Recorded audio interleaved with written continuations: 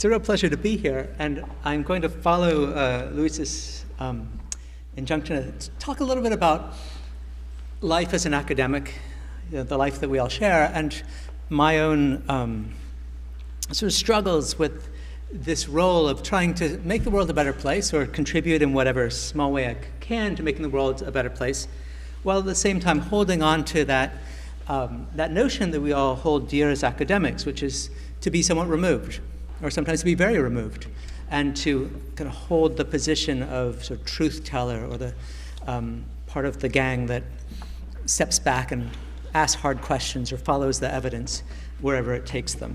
And so often that has been a very awkward place to be, and I want to talk a little bit about my own experience there, and perhaps we'll share similarities or differences. A little bit about me. I'm an economist, and I run an organization called the Financial Access Initiative that was started with some friends at Harvard and Yale, with the idea of being the academic center, or one of the academic centers, that's focusing on finance and poverty, and really trying to move the academic agenda forward while being in conversation with practitioners.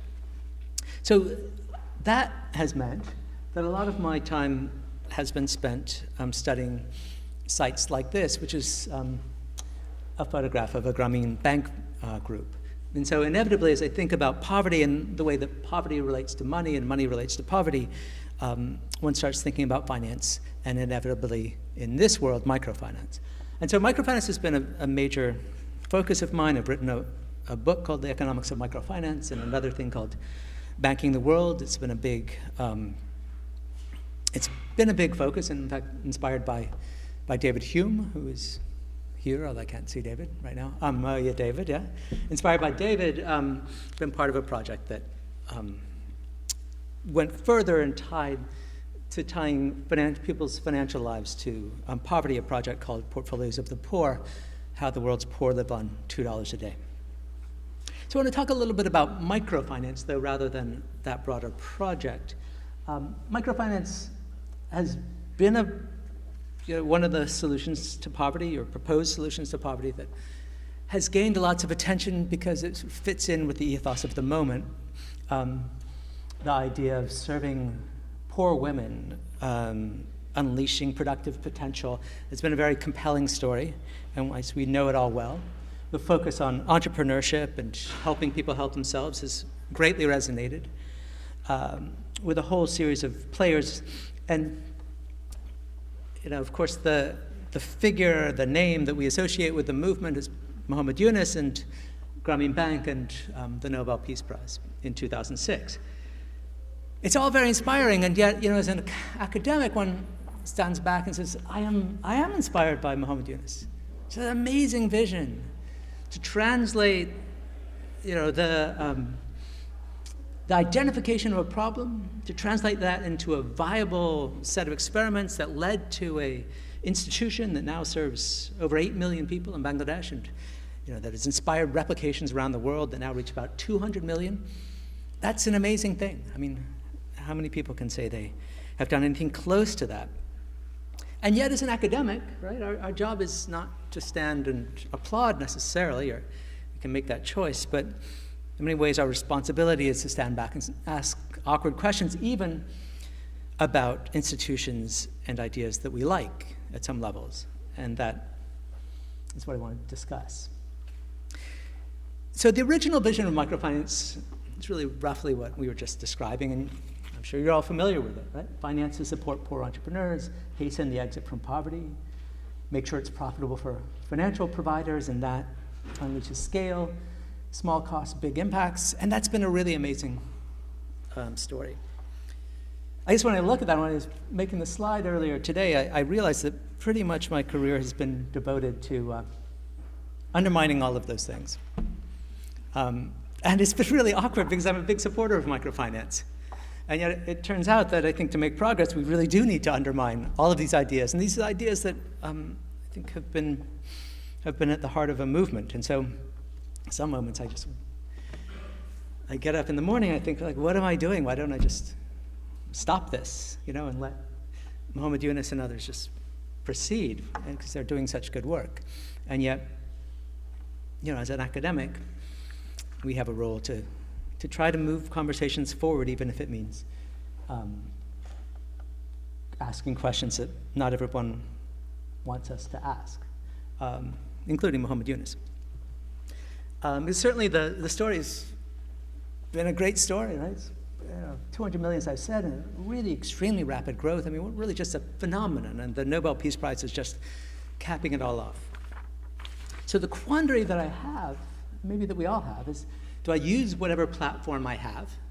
It may not be a big platform, but to celebrate the story, or do I use whatever platform I have to become a constructive critic, right? To try to open up conversations and imagine next steps, and to call out things when they don't quite seem right and maybe could be boxing us in, or somehow to do both.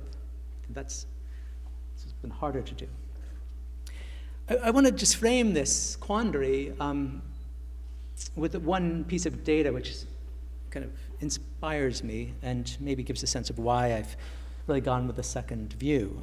And that piece of data is that if we look at things from a global perspective, we usually count poverty, and we know the poverty statistics globally, but the financial statistics look a lot like the poverty statistics in terms of scale. So the counts that the World Bank does and that my group has done, get us to about 2.5 billion adults. This is adults, not individuals, so adults that don't have access to financial services of the kind that Grameen Bank and others hope to provide. So while Grameen Bank and others are reaching 200 million, and that's a huge thing to celebrate, the scale of the unmet need is much bigger. So my take on this is, what can I, as a leader of a center, as a leader of a group of people talking about this, how can I help to think not about the 200 million that are being served, but the 2.5 billion that aren't and that could be? And it's that perspective that then I think takes me to a different place and takes me often to awkward conversations.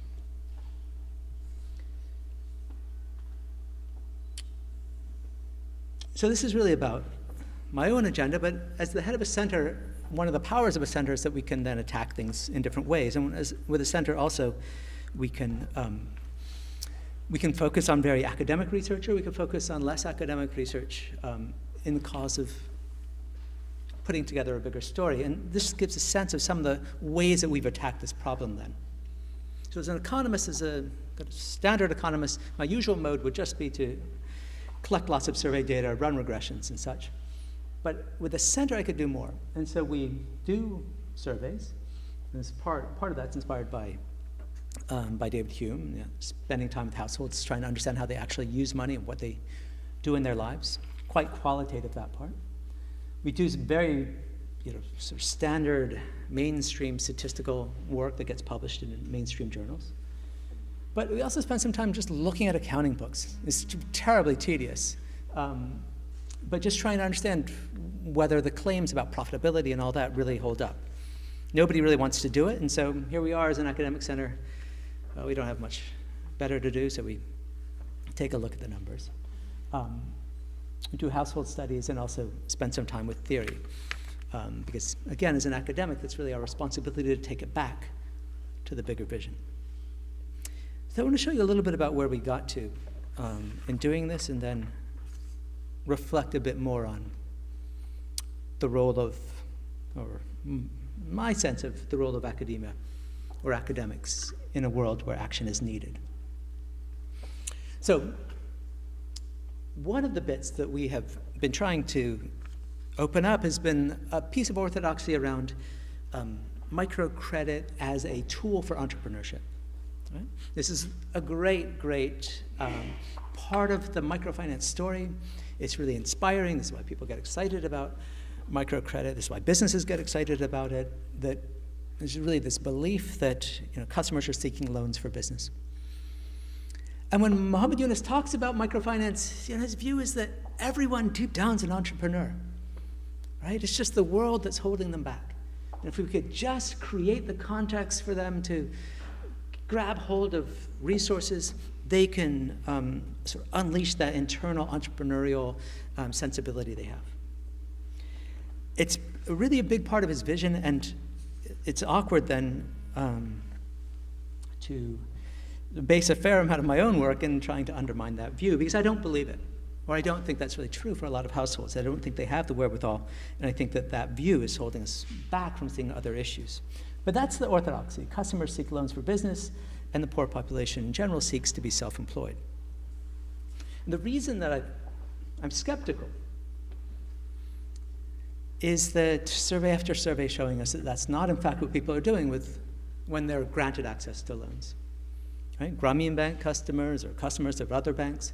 This is actually data from Bank Rakyat Indonesia, one of the big microcredit banks in Indonesia. We asked, what do you do with your loan? What do you actually do with your loan that you borrowed saying that you were going to run a business?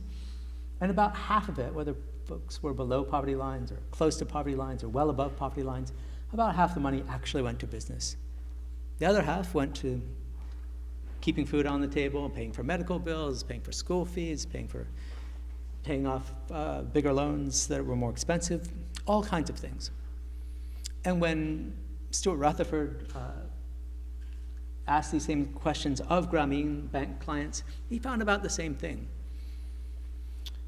He found when a group in France spent time in India asking the same questions of poorer women in self-help groups, they found the same thing. In fact, they found even less business. And we, again and again, every survey shows basically this same thing. The business is a purpose for borrowing, but it is not the purpose, and perhaps not the most important purpose. So, as an academic,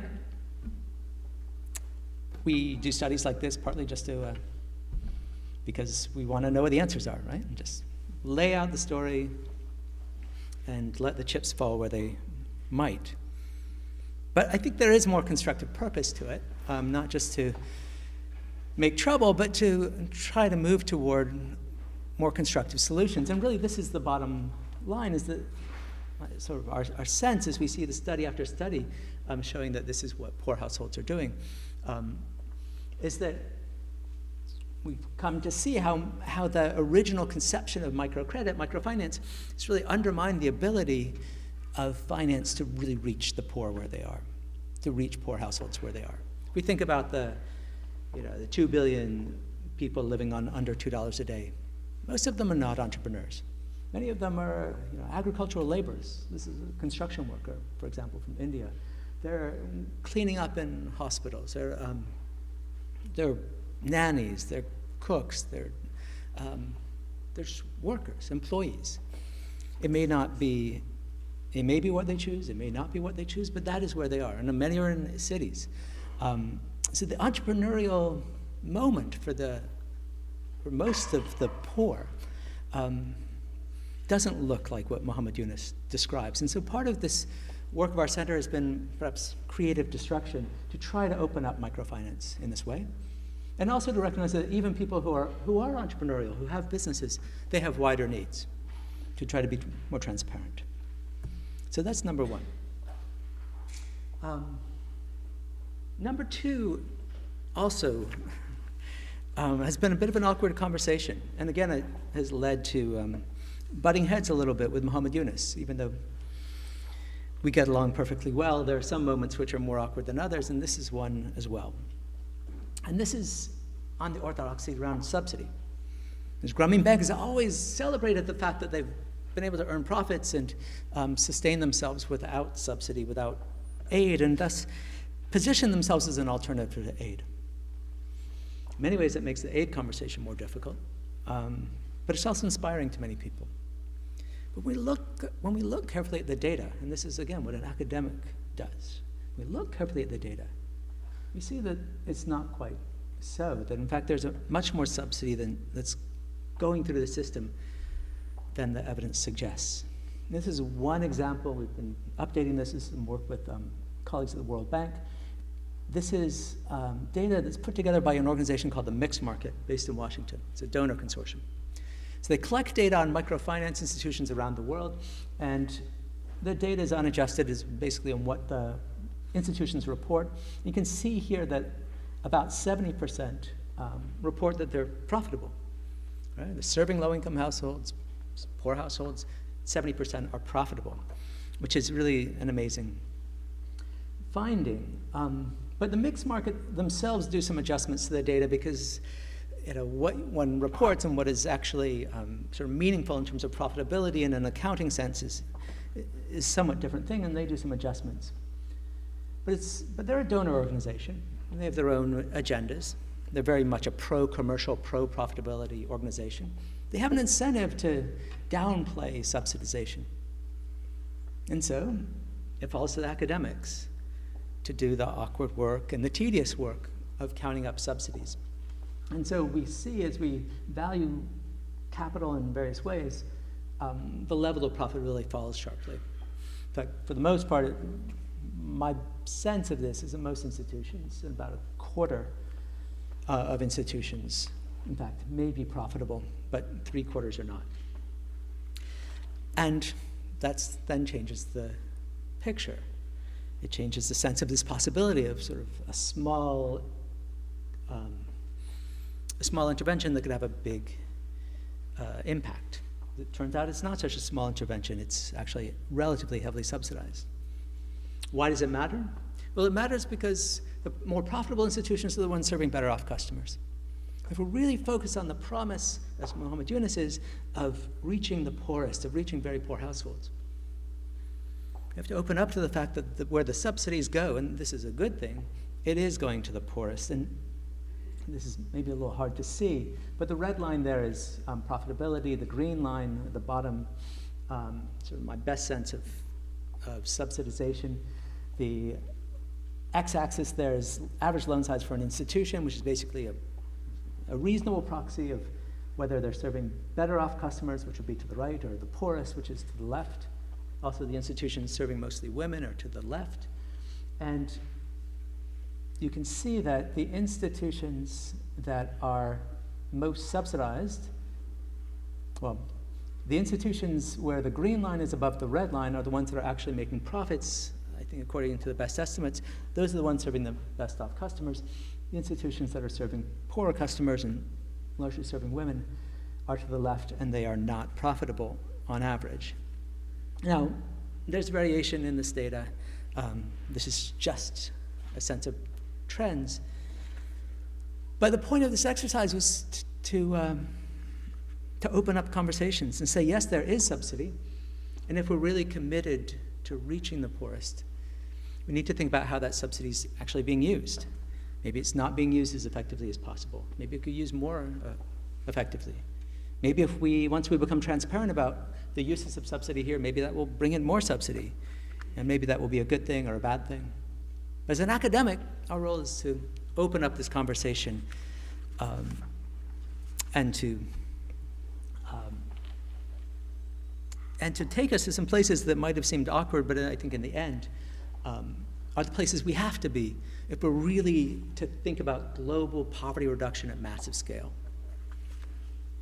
And so, where does that take us? So just in concluding, just a few quick reflections. One, I do have found that even the institutions that at first weren't really very happy about this sort of poking around, arguing that impacts may not be so big, or the subsidies may be bigger, or people aren't using it for business. The ones that were first hesitant, in fact, find value in academics as truth tellers. Right? And find that valuable because then the good things also seem like they have some integrity behind them, even if there is constructive criticism. I have to say, I also embrace the fact that being a truth teller, if that's indeed what my center is trying to do, it doesn't always advance the cause. I struggle with that. I don't really have answers, but that's just something. It's the day-to-day struggles of being an academic, trying to be driven by evidence.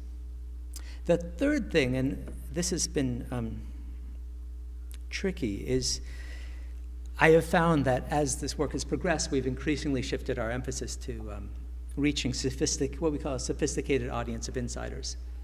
It's very hard to reach a broad audience. It's possible, but very hard to reach a broad audience with more subtle messages. And so because we're very attached to the subtle messages, we find that we focus instead of sort of a general audience on a more sophisticated audience. And the final thing I don't have here, but I've also found that in communications, which my center spends a lot of time on, and we have a full-time communications director, there's a huge reward to being more interesting than average, right? Or more provocative than average, but a huge reward. And I wrote this book with collaborators called Portfolios of the Poor, How the World's Poor Live on $2 a Day, and I think my signal contribution was to slow down that book by about a year, because it was good, but it wasn't really better than average. And by slowing it down and rewriting a lot of it, I think it brought it to the audience that it needed to get to, and then brought it to attention of the major media outlets. So taking time, and that's the other nice thing we have as academics, taking time to make something truly good is rewarding. I'll just close, a few minutes, with some challenges. And they're all over the place. I think maybe I should start with the bottom one, which is personally my nature is not to be out there in the world advocating things. I'd be happier in my cave, scratching on the wall. So there is a bit of, the idea of academics and action. There's some academics who are sort of built for entrepreneurship, and maybe many of you in the room are like that.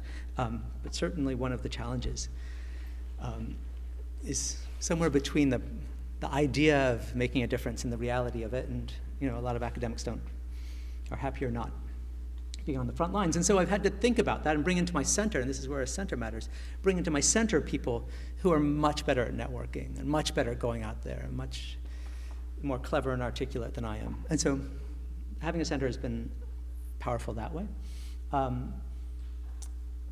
Maybe the two things I'll just highlight here in terms of other challenges. The obvious one is that academia rewards small, careful studies, when what we often need for big issues is something broader and often less nailed down.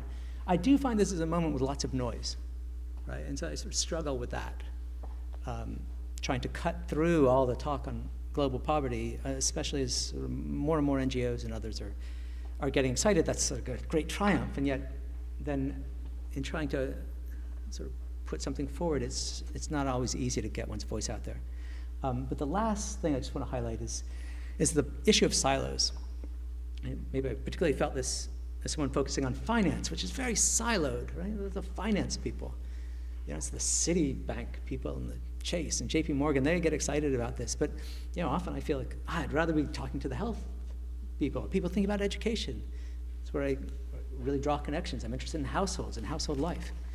And it's very hard because the health people naturally are talking to the health people, and the education people talking to the health education people. So breaking down the silos, I have to say, has not been, I should say, it just remains a continuing challenge. And maybe that's the nature of working on finance, but it may be kind of a broader experience we have here.